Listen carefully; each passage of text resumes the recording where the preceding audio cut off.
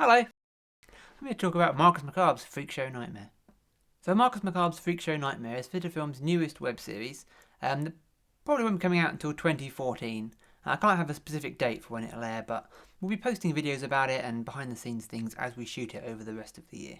The idea is a relatively old idea I had probably back in university, which was a kind of spoof, just a spoof of the X-Files essentially is what the original idea was.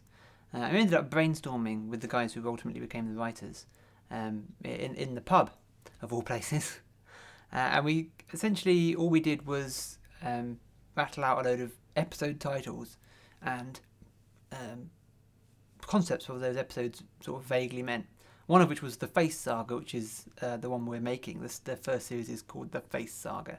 So we sat down and we fleshed out, me and the other writers, it's Matt, Alan and Ian, 4 of us in total. Which is, I've never worked in a group like that before. I write by myself.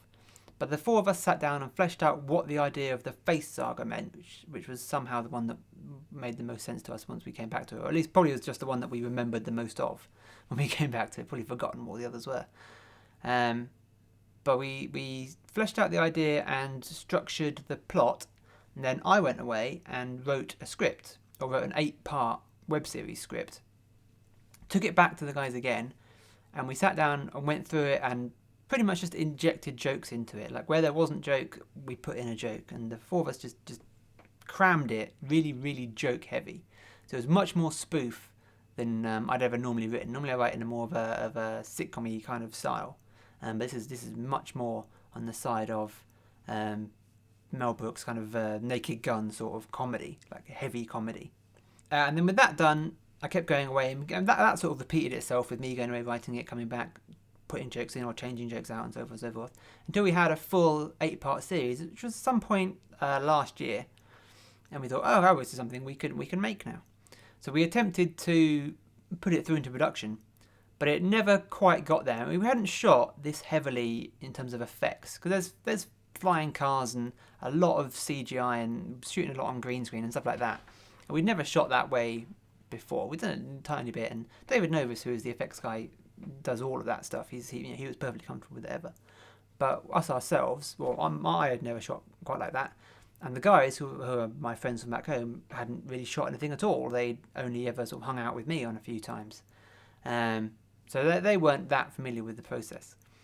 So we ended up not shooting that web series, but instead we shot a sort of tester footage or a tester teaser for the show, which you can find on the Flitter Films YouTube channel at the moment. And I'll talk a little bit more about how that was made in a second. But we shot that partly to test out the style, but it actually worked quite well and made like quite a good little short, even though we were improvising it. And that was in the edit for quite a long time, because there was a lot of effects that needed to be done. Because we shot it entirely on green screen, and we didn't even shoot the actors together. The green screen, we turned my living room into a little green screen space, and it wasn't very big, so we could only shoot one actor at a time. And we, like I said, we improvised it. So we had one actor in front of the green screen improvising their part, and we said we were all inputting on this, and then we quickly moved to the other actor that they were talking to and had them improvise around the lines that the other person improvised, which for the record no one had written down. It didn't occur to us to write down the lines that people were improvising. So one person improvised, and we got another actor and they improvised off of what we think that the other person had said, or we remember the other person had said, and so forth and so forth. And this was the short's got 6 or 7 characters in it, all talking together. So it was quite a bizarre way to work, and it confused the hell out of David when he was editing it. I had to sit with him in the edit and map out where everyone was meant to be stood and how the conversation was meant to go, because it was confusing as hell for him. You might not realise from just the quick watching of it, but the composite shots of like shots where everyone is in it were really complicated to do, just because everyone was not in it. Everyone was shot individually and then mapped on top. And then the background is entirely CGI. That's probably a little obvious because it's just this warehouse thing wasn't actually there. And then after that was done, David made us promise to not do that again. Made us promise to not shoot entirely on green screen again because it was way too complicated. And to be fair, it was quite confusing to shoot that way. But when the teaser was finally finished and put together, and we could see it, we realised that it actually worked really, really well. Even though obviously the method of shooting it was quite choppy, somehow the characters and the idea was very strong. But then I thought, well, I'll kick it off again. And I thought, well, why don't I bulk the script up? So the script at the time, the 8-part web series, didn't make a huge amount of sense, but that was kind of the point.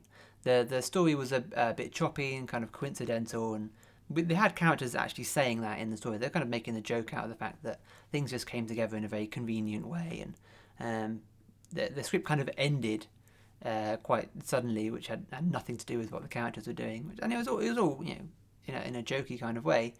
But I thought, why not bulk it out and actually fill out the plot and have elements of it make sense? Because we knew that there was a potential that we wanted to come back and make more after this Macabre, make more Macabre, maybe later, maybe. So we needed to have this stock of characters who we knew we'd be able to come back to again and create this believable world that they lived in. So I've fleshed out the script from 55 pages to about 90 pages. So about feature length. I don't know if it will work quite in that format, but we're still planning to put it out as a web series. But now it's a sort of full length thing, all cut together. So the way we structured the shoot, with the idea being that we'd shoot some of the simpler stuff, but the smaller green screen stuff in a little batch, and then every location shoot would be its own shoot, its own schedule, and would be in the little blocks dotted about the year. Because we were never going to be able to do everything all at once. We're never going to have, here's a 2 months or whatever, maybe a month's schedule, and just get it all down at once. That was never going to happen. So the idea became to turn all the location shoots into their own segments. So as we move into the location shoots, I'll be posting more behind the scenes video blogs and from on-set footage stuff about Marcus Macabre, and hopefully giving you a few more teasers of the actual show as footage itself starts to get edited together.